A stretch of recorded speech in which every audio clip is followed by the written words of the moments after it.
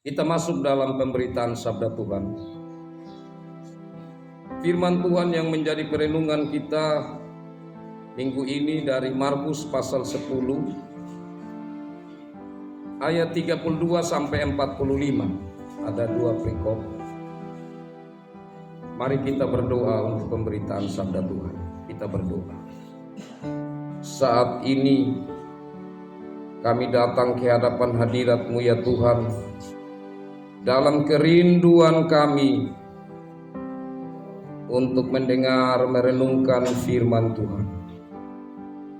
Kami datang dengan kesadaran bahwa kami tidak mampu untuk memahami firman Tuhan jikalau Tuhan tidak menolong kami. Karena itu saat ini kami mohon, mari Tuhan lingkupi kami semua dengan kuasa Roh Kudus-Mu yang memberi kepada kami pengertian akan firman. Sehingga saat kami kembali ke rumah tangga kami masing-masing, kami kembali menjalani aktivitas kami keluar dari gedung ibadah ini, kami membawa pegangan hidup, firman Tuhan yang akan mengiringi langkah hidup kami untuk berjalan seturut dengan maksud Tuhan. Hamba-Mu yang saat ini Tuhan percayakan untuk pemberitaan sabda-Mu. Hamba-Mu ini adalah manusia yang tidak layak dan terbatas. Tuhan, mari tolong hamba-Mu. Dengan Roh Kudus memberikan kepada hamba-Mu ini pengertian, dan merendahkan hamba-Mu ini di bawah kaki salib Kristus. Biarlah di hadapan-Mu hamba-Mu semakin kecil dan Kristus semakin dimuliakan. Dan kiranya Roh Kudus berbicara lewat hamba-Mu ini, dan kami semua mendapatkan pegangan hidup dari firman Tuhan. Mari datang dan berfirman-Lah ya Tuhan, dalam Yesus Kristus kami berdoa. Amin. Sidang jemaat kekasih Tuhan, saya bacakan bagi kita. Dan kita minggu ini memasuki minggu sengsara Yesus Kristus yang ketiga, dan kita juga akan mengikuti kelanjutan dari khotbah-khotbah sebelumnya, di mana hari ini pemberitahuan ketiga tentang penderitaan Yesus. Yesus dan murid-muridnya sedang dalam perjalanan ke Yerusalem, dan Yesus berjalan di depan. Murid-murid merasa cemas, dan juga orang-orang yang mengikuti Dia dari belakang merasa takut. Sekali lagi Yesus memanggil ke-12 muridnya, dan Ia mulai mengatakan kepada mereka apa yang akan terjadi atas dirinya. Katanya, "Sekarang kita pergi ke Yerusalem, dan Anak Manusia akan diserahkan kepada imam-imam kepala dan ahli-ahli Taurat, dan mereka akan menjatuhi Dia hukuman mati. Dan mereka akan menyerahkan Dia kepada bangsa-bangsa yang tidak mengenal Allah. Dan Ia akan diolok-olokkan, diludahi, disesah dan dibunuh. Dan sesudah 3 hari Ia akan bangkit." Permintaan Yakobus dan Yohanes bukan memerintah, melainkan melayani. Lalu Yakobus dan Yohanes, anak-anak Zebedeus, mendekati Yesus dan berkata kepadanya, "Guru, kami harap supaya Engkau kiranya mengabulkan suatu permintaan kami." Jawabnya kepada mereka, "Apa yang kamu kehendaki aku perbuat bagimu?" Lalu kata mereka, "Perkenankanlah kami duduk dalam kemuliaan-Mu kelak, yang seorang lagi di sebelah kanan-Mu dan yang seorang di sebelah kiri-Mu." Tetapi kata Yesus kepada mereka, "Kamu tidak tahu apa yang kamu minta. Dapatkah kamu meminum cawan yang harus kuminum, dan dibaptis dengan baptisan yang harus kuterima?" Jawab mereka, "Kami dapat." Yesus berkata kepada mereka, "Memang kamu akan meminum cawan yang harus kuminum, dan akan dibaptis dengan baptisan yang harus kuterima. Tetapi hal duduk di sebelah kananku atau di sebelah kiriku, aku tidak berhak memberikannya. Itu akan diberikan kepada orang-orang bagi siapa itu telah disediakan." Mendengar itu, ke-10 murid yang lain menjadi marah kepada Yakobus dan Yohanes. Tetapi Yesus memanggil mereka lalu berkata, "Kamu tahu bahwa mereka yang disebut pemerintah bangsa-bangsa memerintah rakyatnya dengan tangan besi, dan pembesar-pembesarnya menjalankan kuasanya dengan keras atas mereka. Tidaklah demikian di antara kamu. Barang siapa ingin menjadi besar di antara kamu, hendaklah ia menjadi pelayan. Dan barang siapa ingin menjadi yang terkemuka di antara kamu, hendaklah ia menjadi hamba untuk semuanya. Karena Anak Manusia juga datang bukan untuk dilayani, melainkan untuk melayani, dan untuk memberikan nyawanya menjadi tebusan bagi banyak orang." Demikian bagian sabda Tuhan yang akan kita renungkan bersama. Berbahagialah saya dan saudara yang selalu rindu akan firman Tuhan, rindu membaca, rindu mendengar firman, rindu untuk merenungkan firman Tuhan, serta melakukan firman dalam hidup sehari-hari. Shalom. Kekasih-kekasih Tuhan, kalau kita perhatikan khotbah-khotbah sebelumnya, sebagaimana minggu kemarin yang saya sampaikan, bahwa ini perjalanan Yesus yang menuju pada puncak dari pelayanannya yang akan dilalui dengan penderitaan. Jadi di akhir-akhir pelayanan Yesus, dari pemberitahuan tentang penderitaannya yang pertama, mulai dari Kaisarea Filipi, lanjut terus kemudian masuk ke Galilea, mengikuti pinggiran Sungai Yordan, dan sekarang dalam pemberitahuan yang ketiga sudah mau masuk di Yerusalem. Mengingat pemberitahuan yang pertama dan yang kedua yang Yesus sampaikan, itulah suasana hati yang dirasakan murid-murid dalam bacaan kita ayat 32. Yesus dan murid-muridnya sedang dalam perjalanan ke Yerusalem, dan Yesus berjalan di depan. Murid-murid merasa cemas, dan juga orang-orang yang mengikuti dia dari belakang merasa takut, karena mereka sudah 2 kali mendengar tentang rencana untuk orang-orang yang disebutkan Yesus pada pemberitahuan yang pertama dan kedua akan menyerahkan Yesus ke tangan manusia. Tapi kekasih-kekasih Tuhan, hal pertama yang menarik di sini adalah Yesus berjalan di depan. Seharusnya Yesus dilindungi kan dia pemimpin, dan dia yang menjadi fokus dari rencana pembunuhan. Murid-murid sebenarnya taruh Yesus itu di belakang. "Guru, engkau yang menjadi sasaran akan dibunuh. Biarkanlah kami di depan, engkau ada di belakang kami." Tapi murid-murid justru mereka juga merasa cemas dan takut. Dan Yesus sebagai pemimpin tahu itu. Karena itu Yesus ada di depan. Seorang pemimpin yang memiliki karakter kepemimpinan, saat ada masalah bukan dia ada di belakang, dia harus tampil di depan. Itu karakter pemimpin. Yang berikut, kekasih-kekasih Tuhan, Yesus di sini bukan sekedar menunjukkan karakter pemimpin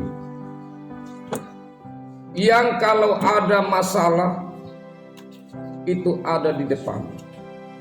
Tetapi sebenarnya di sini masalahnya adalah pada Yesus sendiri yang akan dibunuh. Tetapi kenapa Yesus tetap ada di depan?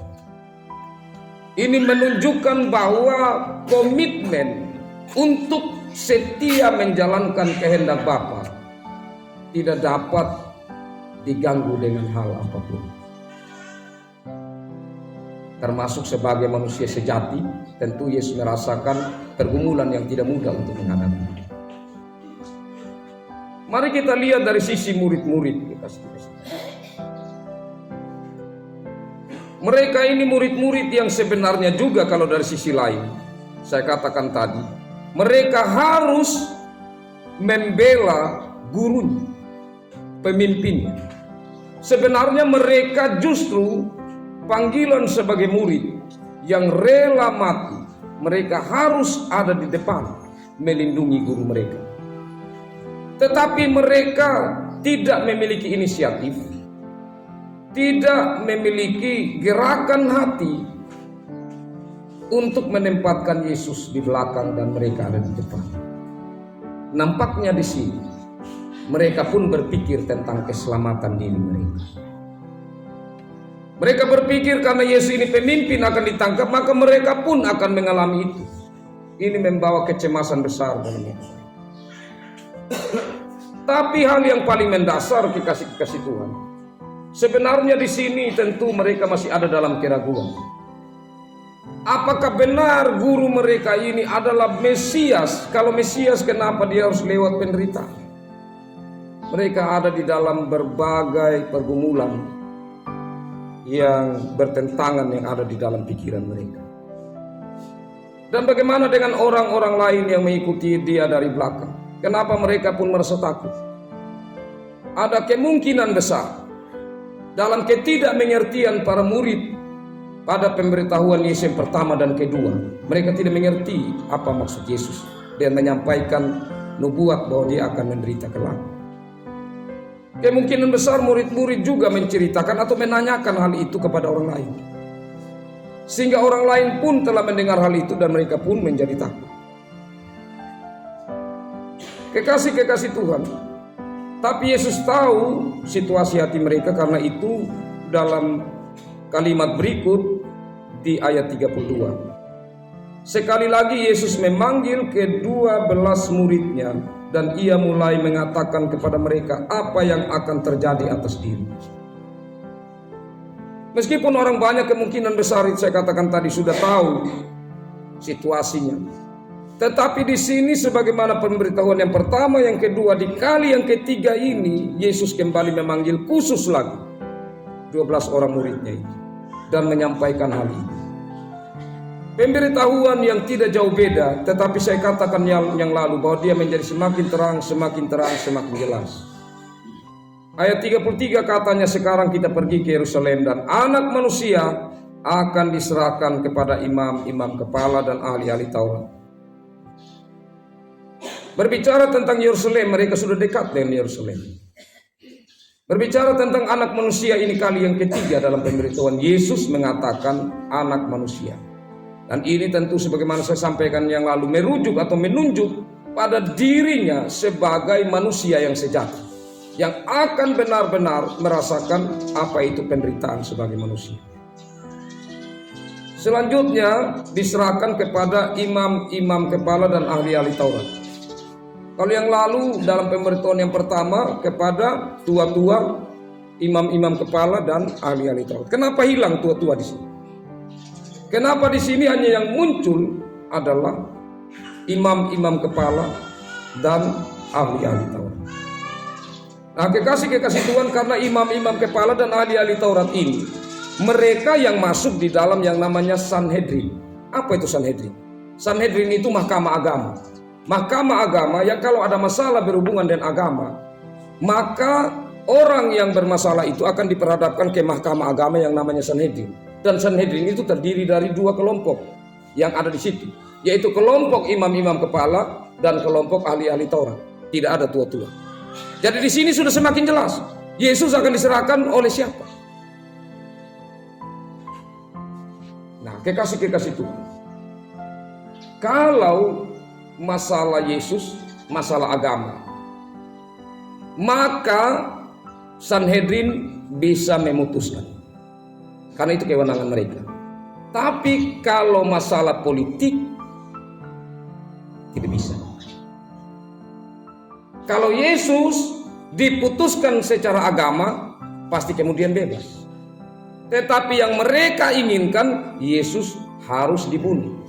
Kalau Yesus harus disalib atau melewati peristiwa penyaliban yang sebelumnya sesuai dengan hukum Romawi, harus didera, harus dicambuk, maka mereka harus cari cara. Sanhedrin ini harus cari cara supaya Yesus ini punya masalah secara politik. Karena itulah kita ingat bahwa Yesus ini nanti dibawa ke Herodes, ke Pilatus, bolak-balik ya. Mereka mengatakan bahwa Yesus ini bukan sekedar masalah agama yang bersangkutan dengan umat Yahudi. Tetapi Yesus ini sudah mengaku dirinya raja, bahkan dia Tuhan. Nah, itu sudah masalah politik. Kenapa? Karena pada waktu itu Kaisar harus dipandang dia itu sebagai raja yang pertama. Yang kedua, harus dipandang dia itu sebagai anak Allah. Karena Kaisar menyebut dirinya adalah anak Allah. Dan Yesus menyampaikan bahwa dia anak Allah. Kalau dia anak Allah, maka dia adalah Allah. Disinilah masalah besar. Dan karena bersinggungan dengan politik inilah, maka Yesus akhirnya melewati jalan saja. Nah, kekasih-kekasih Tuhan, itu untuk menerangkan kepada kita tentang bagaimana Sanhedrin memainkan peranan waktu itu. Selanjutnya, kekasih-kekasih Tuhan, semakin terang berhubungan dengan siksaan yang dihadapi oleh Yesus. Tapi sebelum itu, kita melihat yang menyerahkan dia adalah tadi imam-imam kepala dan ahli-ahli Taurat yang sesungguhnya mereka adalah mahkamah agama atau Sanhedrin. Dan mereka akan menyerahkan dia kepada bangsa-bangsa yang tidak mengenal Allah. Jadi yang menyerahkan adalah imam-imam kepala, ahli-ahli Taurat menyerahkan Yesus. Dan diserahkan kepada siapa? Kepada bangsa yang tidak mengenal Allah. Pertanyaannya, Bapak Mama tahu siapa bangsa yang tidak mengenal Allah? Bangsa Israel saat itu dijajah oleh siapa? Oleh Romawi. Romawi itu percaya dewa-dewa. Dan yang siksa Tuhan Yesus adalah prajurit-prajurit. Jadi diserahkan kepada bangsa-bangsa yang tidak mengenal Allah, itu merujuk kepada Romawi. Yesus akan diolok, diludahi, dipukuli, dicambuk. Itu semua dilakukan oleh bangsa-bangsa yang tidak mengenal Allah. Miris sekali Bapak. Karena mereka yang menyerahkan ini, mereka punya kawan orang Yahudi, dalam tanda kutip ya. Yesus ini kan dari kalangan Yahudi. Dan mereka kemudian setelah menyerahkan, menonton saudara mereka, keluarga Yahudi mereka, itu dipermalukan, disiksa oleh bangsa lain yang adalah penjajah. Miris.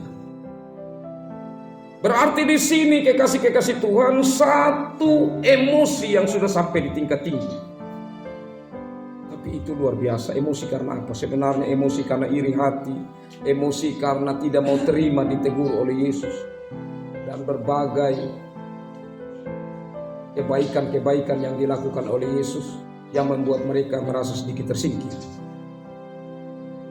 Ini yang membawa mereka pada akhirnya bersepakat untuk menyerahkan Yesus kepada bangsa yang tidak mengenal. Dan kita melihat ayat 34, bagaimana semakin jelas penderitaan yang akan dialami Yesus. Yesus sudah sampaikan ini. Akan diolok-olok, akan diludahi, disesah, dibunuh. Disesah tadi itu yang dicambuk, dibunuh. Tapi di sini Yesus juga menyampaikan sesudah 3 hari dia akan bangkit. Saya sampaikan yang lalu bahwa Yesus mengatakan akan bangkit itu kurang terlalu menarik dalam bagi murid-murid ya, dan bagi yang lain waktu itu. Karena satu tokoh yang mereka pandang dalam konsep mereka tentang Mesias, dia tidak akan mungkin menderita apalagi mati. Tapi dia justru yang akan membuat mati orang-orang yang melawan bangsa Israel. Jadi itu pandangan mereka, dan itu sangat politis atau berhubungan dengan kerajaan Allah yang dibangun dalam kerajaan pikiran mereka sebagai manusia. Kekasih-kekasih Tuhan, selanjutnya di saat Yesus sudah selesai mengungkapkan pemberitahuan yang ketiga kalinya ini, ada respon yang tiba-tiba yang tidak disangka, yang jauh dari harapan. Yakobus dan Yohanes, anak-anak Zebedeus, mendekati Yesus dan berkata, "Guru, kami harap supaya engkau kiranya mengabulkan suatu permintaan kami." Yesus ada sementara bergumul, tapi mereka meminta sesuatu kepada Yesus. Apa permintaan mereka? Ayat 37, "Perkenankanlah kami duduk dalam kemuliaan-Mu kelak, yang seorang lagi di sebelah kanan-Mu dan yang seorang di sebelah kiri." Yesus menghadapi penderitaan, mereka bukan bergumul tentang ini, tetapi mereka meminta hal yang tinggi. Kasih Tuhan, kalau saudara kita ada sementara menderita atau mau menghadapi penderitaan yang besar, baru kemudian kita datang kepada Dia meminta sesuatu yang besar, itu kan tidak baik. Itu salah.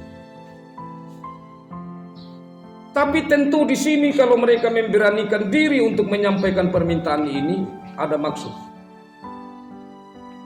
Karena mereka sudah terlanjur berpikir secara duniawi tentang kekuasaan. Jadi murid-murid ini sedang berpikir bagaimana menjadi orang penting, menjadi orang yang dihargai, dihormati. Hal duduk di sebelah kiri dan kanan kekasih Tuhan itu orang kepercayaan, apalagi di sebelah kanan. Kalau di sebelah kiri itu juga kepercayaan, tetapi yang lebih tinggi tentu di sebelah kanan. Apakah ini merupakan suara hati yang lain juga, atau dari murid-murid yang lain yang juga sebenarnya berpikir seperti itu? Saya percaya itu mewakili. Meskipun pada akhirnya mereka marah kepada Yakobus dan Yohanes. Tetapi kalau kita baca di pemberitahuan yang pertama, kedua, kita akan mengikuti di situ bahwa sebenarnya mereka ini semua murid-murid berpikir bahwa mereka mau kedudukan yang tinggi dalam mengikuti Yesus. Entah apakah maksudnya mereka ini, Yakobus dan Yohanes, itu tentang kalau nanti, kan Yesus katakan dia akan dibunuh tapi bangkit. Apakah yang mereka berpikir itu nanti dalam kemuliaan setelah Yesus ada di sorga? Tapi di sini apa jawab Yesus? "Kamu tidak tahu apa yang kamu minta." Nah, berarti mereka tidak mengerti. Artinya Yesus tahu bahwa yang mereka minta itu sebenarnya bukan sesuatu yang saya katakan tadi untuk nanti kalau di sorga. Bukan itu. "Dapatkah kamu meminum cawan yang harus kuminum dan dibaptis dengan baptisan yang harus kuterima?" Ini dalam. Berbicara tentang cawan, berbicara tentang penderitaan. Yang mulai penderitaan awal diminum Yesus sampai disalib, minuman itu selesai. Jadi cawan itu berhubungan dengan penderitaan. Dapatkah kamu terima derita yang akan saya derita?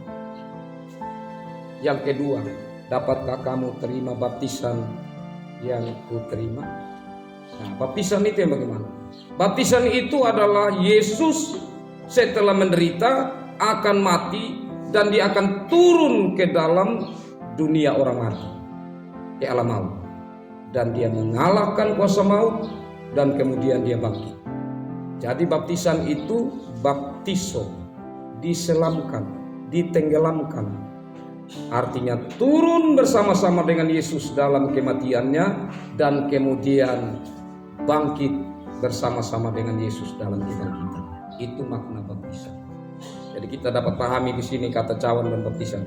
Tapi murid-murid tidak pahami sehingga mereka bilang begini. Ayat 39, jawab mereka, "Kami dapat." Ya, Yesus tahu mereka sulit juga ya, menerangkan kalau orang yang sulit mengerti. Tapi di sini Yesus coba memberi jawaban yang ya tidak mengecewakan mereka. Yesus berkata kepada mereka, "Memang kamu akan meminum cawan yang harus kuminum." Berarti setelah ya mereka akan meminum cawan, yang Yesus harus minum. Artinya mereka tidak bisa mengambil itu. Tetapi nanti mereka juga akan minum. Artinya mereka juga akan menderita sebagai pengikut Yesus.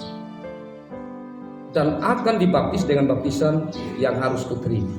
Mereka juga nanti akan mengalami. Tetapi Yesus tetap yang sulung dan tidak akan tergantikan berhubungan dengan dirinya, karena hanya Dia yang tidak berdosa, yang menjadi anak domba Allah.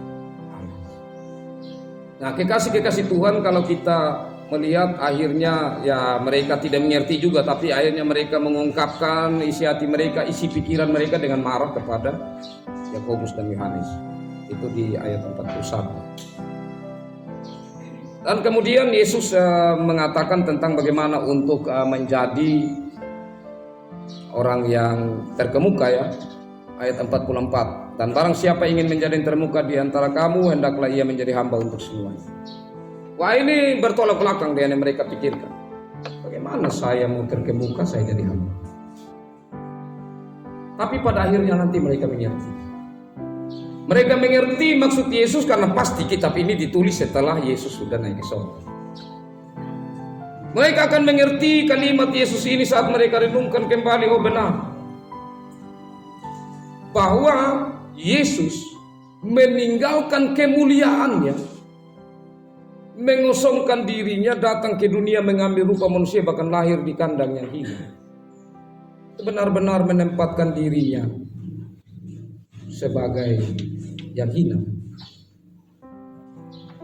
tetapi yang pada akhirnya dimuliakan. Di sini konsep ini yang akhirnya mereka mengerti. Kalau begitu, kemuliaan kami tidak penting di depan manusia, atau pengakuan itu disampaikan oleh manusia. Tapi yang paling penting sekarang adalah mengikuti Yesus, mengikuti penderitaan Yesus seperti cawan yang sudah menjadi bagian Yesus. Untuk taat kepada Bapa harus diikuti, meskipun menderita taat kepada Bapa, karena pada akhirnya kemuliaan dengan sendirinya mereka terima. Ini konsep yang harus mereka terus mengerti dan hidupi dalam pelayanan mereka. Nah, kekasih-kekasih Tuhan, dari semua bagian firman Tuhan ini, apa yang dapat kita ambil? Selain dari yang pertama tadi saya sudah sampaikan tentang pemimpin dan yang dipimpin itu seharusnya seperti apa. Tapi bukan pesan itu sesungguhnya yang mau disampaikan oleh penulis Injil Markus ini. Yang mau disampaikan bahwa Yesus benar-benar anak manusia. Yesus benar-benar manusia sejati, karena hanya manusia yang dapat merasakan penderitaan saat ia disiksa. Secara psikologis hanya manusia yang mampu merasakan dipermalukan. Dan Yesus mau menyatakan, saya anak manusia. Saya benar-benar akan merasakan itu. Bukan sesuatu yang dipandang sebagai itu dia kan Allah, kan ada pandangan itu. Dia tidak mungkin merasakan itu. Yesus sungguh merasakan itu. Nah, sehingga dengannya kekasih-kekasih Tuhan, maka kita belajar dari penderitaan Yesus dan bagaimana pandangan murid-murid, maka kita ambil satu kesimpulan bahwa mengikuti Yesus itu jangan berpikir tentang kemuliaan kita. Kemuliaan kita sudah beres saat Yesus sudah mati untuk kita. Kita yang sebenarnya sudah tidak menjadi manusia yang dapat mengalami hidup kekal, atau kita sudah menjadi orang yang dibuang oleh Allah. Tetapi dalam Yesus Kristus kita kemudian kembali dirangkul oleh Allah. Kita kemudian gambar yang tadi sudah rusak dalam Yesus Kristus kembali menjadi mulia. Jadi kemuliaan sudah ada sebenarnya dalam hidup. Nah, tinggal bagaimana sekarang yang mulia itu kita tunjukkan dalam hidup kita, meskipun harus menderita. Tetapi saya ulang-ulang mengatakan bahwa emas dia menjadi murni karena dia melalui pembakaran berulang-ulang untuk mengeluarkan unsur-unsur lain yang membuat emas itu dia menjadi tidak murni. Saat unsur-unsur lain dibakar, unsur-unsur lain keluar, emas itu menjadi suatu murni. dan kita harus melewati. Sebagai anak-anak Tuhan, kalau kita mau supaya hidup kita dimurnikan, supaya hidup kita menjadi hidup yang terus bertumbuh di dalam Tuhan, maka kita jangan menolak penderitaan, tetapi bukan mencari-cari penderitaan diri. Dan kekasih-kekasih Tuhan, nas pembimbing tadi jelas mengatakan, menderita karena kebenaran, bukan menderita karena hal yang jahat. Karena itu kekasih-kekasih Tuhan, kejarlah hal yang baik dalam hidup ini, biar kita menderita, kita tetap setia mengikuti Yesus. Tuhan memberkati firman-Nya dan memberkati kita semua. Amin.